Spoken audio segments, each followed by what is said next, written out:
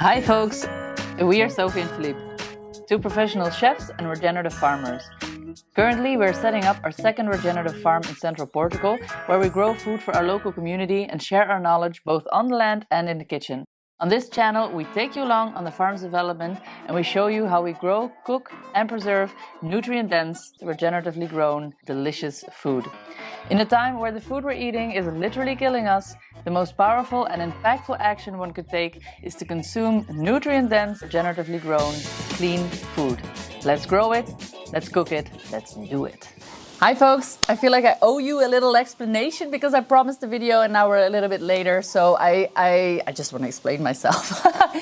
Some really exciting stuff is happening behind the scene, of which I cannot talk yet, but I hope that soon I will be able to discuss. In the meantime, I have worked on this video of this week. We're going to go and clean a freezer together, and we're also going to, of course, get into that kitchen. And I'm going to show you some stuff about our farm tour, how it went. The weather wasn't great, as it isn't now, with my hair flying everywhere. So let's dive right in. I just wanted to quickly sort of shout out the fact that I promised a video on a day and then didn't deliver, and just things got hectic, but in the best possible way. I hope it will probably have a big impact on the channel and everything that's happening behind the scenes, so I'm excited about that. All right, let's get into it. Let's share. I'm going to share my freezer tips with you. We're going to get into the kitchen and you're going to show you some farm footage of this tour. All right, I'm going to go and I'm going to clean out the freezer, which you should do really every now and then. And we've sort of let it off for too long, so it's really time to do it now. And that's what we're going to do. All right, so today we're tackling something that gets way too neglected, the freezer. If yours looks anything like mine, it's time for a deep clean, guys, trust me. Sticky spills, mystery frost, and who knows how old frozen veggies. Let's fix that. First things first, everything has to come out. This is the perfect time to check for freezer burnt stuff. This is usually recognizable by your bag no longer being sealed airtight and the goods looking sort of spoiled, oftentimes discolored, slightly white. If you wouldn't eat it, just toss it. We, of course, throw everything that we have too much of into the compost heaps. Nothing gets wasted over here. We had a ton of beans last year, so we didn't manage to eat them all, and I'm really sick of eating them, so I'm gonna just enjoy the fresh ones and toss those out. The same goes for a few cobs of corn, which were freezer burned and I also tossed out.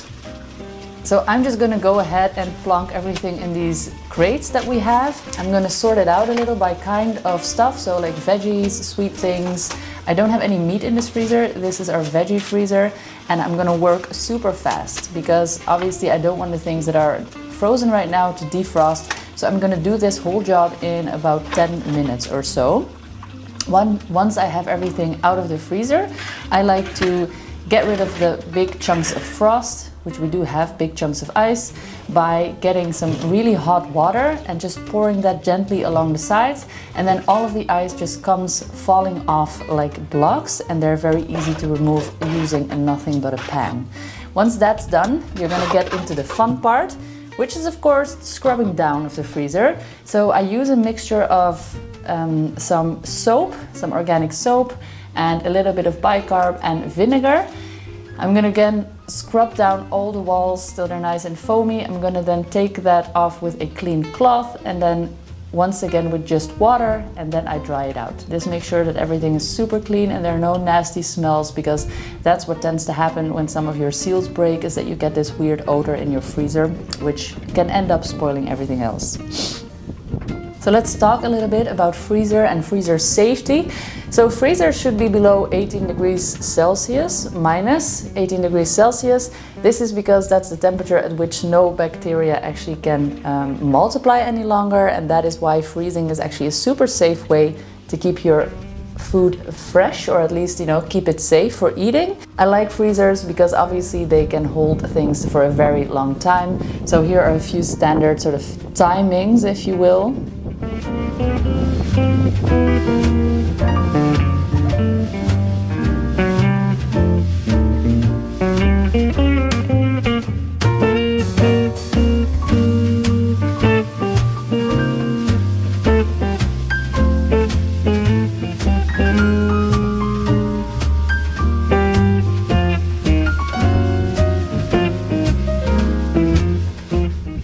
should definitely try to unfrost your freezer every 6 months or so and give it a good clean down. And furthermore, just make sure you package everything really well. If you have a vacuum machine, that's highly recommended. It's really good if you want to freeze things, especially processed stuff like soups and liquids. It's really easy to do that if you have a simple vacuum machine. They're not expensive. I think you can get one for about 50 bucks or 50 euros even. The more expensive cost would be then the bags, which you should really try to buy high quality. All right, let's move on.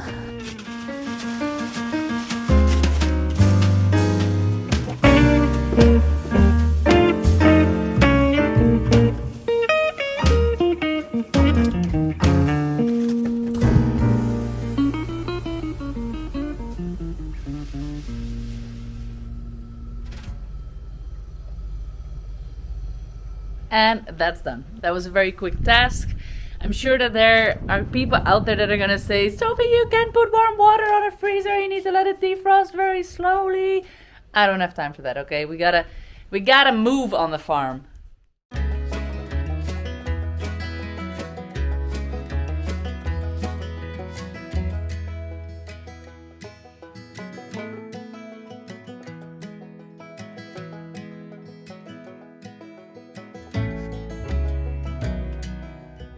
So this past weekend we had another successful farm tour with a wonderful bunch of people. Unfortunately, the weather wasn't as favorable as the first time, but that didn't kill the joy because we had a great time showing the farm, getting around the campfire, listening to beautiful music and eating some delicious food.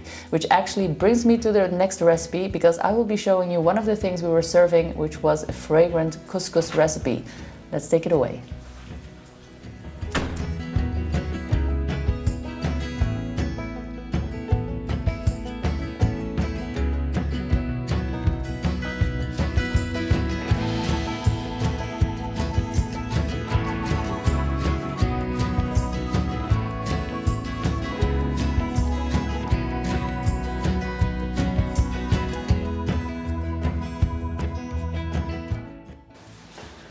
All right, let's make something delicious again today. I'm gonna show you one of my ways that I make couscous. Couscous is one of those things that I really enjoy, but it also has quite a high glycemic index, meaning that it spikes your blood sugar. So it's always good to eat it with a salad beforehand, because that sort of coats your stomach, and then the release of the carbs into your bloodstream will be slowed down. So that's my little pre-food advice to you. So I'm going to show you one of the ways that I like to make it, which is a Moroccan inspired recipe. We're going to be using some of our own stock cubes.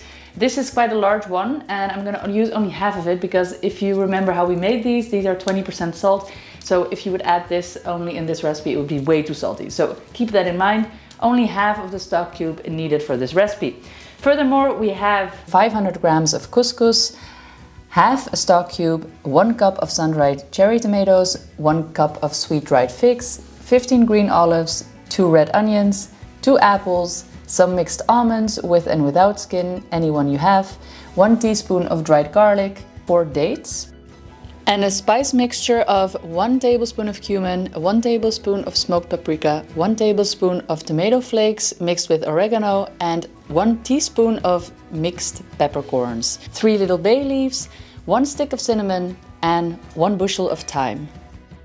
So the base of this recipe is basically you're making a very spiced, heavily spiced stock, in which we're going to rehydrate our cherry tomatoes and also our figs. Then we're going to take the liquid from that stock we're going to use to hydrate the couscous. Whatever we were rehydrating, we're going to now take out, chop it very finely. Then we're going to chop up our raw onion and our raw apple, and all of that will be reintroduced into the couscous when it's room temperature, and then we're going to add some spices at the end, and voila, done. To start, we're going to roughly slice one of the onions and introduce that into a saucepan. We are going to add into that the cherry tomatoes, the spice mixture, the dried garlic, 1 cup of sweet dried figs,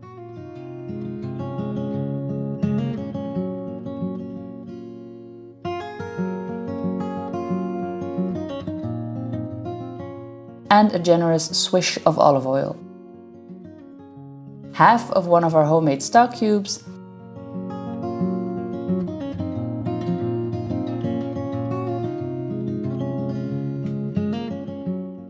Now let this all saute for about 5 minutes on a low heat before adding in 700 milliliters of water and half the thyme bushel.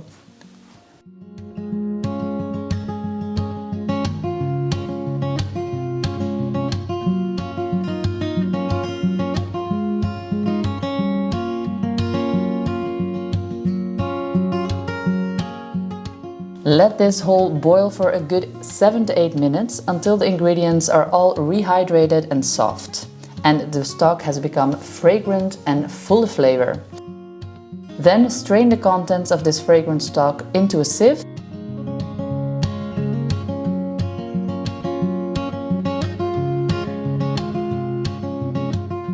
In the piping hot liquid, pour in your 500 grams of couscous. The couscous should be just covered, no liquid left on top.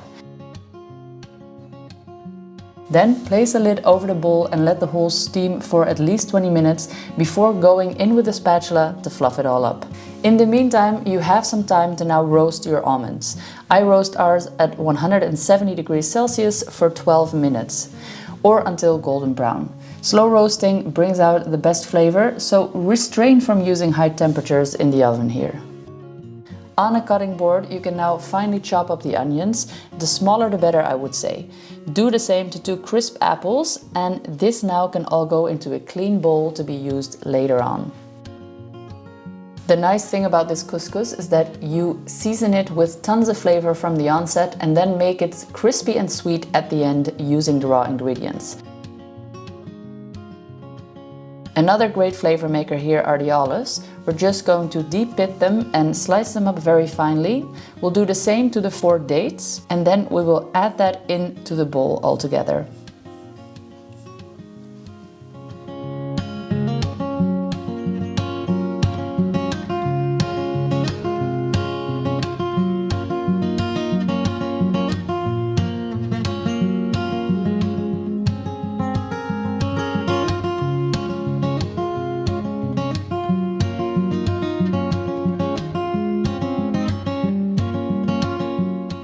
Once you've let the couscous steam for about 20 minutes, you can remove the lid and then fluff it all up.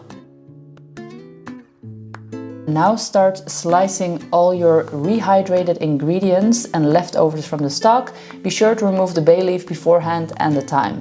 Chop this all up super finely, and this will then be reintegrated into the couscous.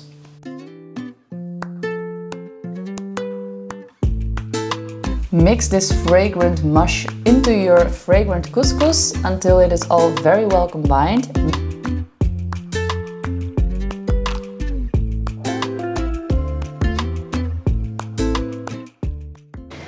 You give it all a good mix, and then of course you taste it before you finish, just because you're hungry. Very nice.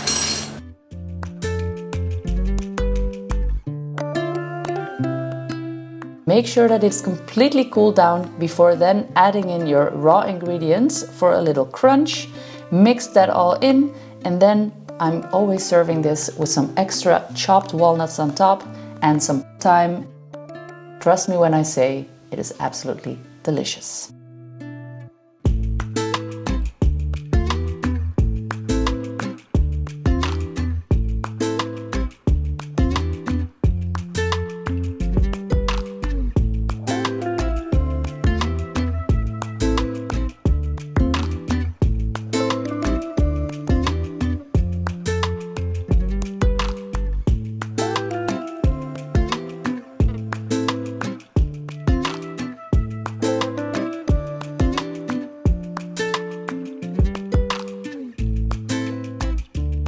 That I really recommend you make this at home. It's super tasty. We got nothing but compliments during the farm tour, so that was good.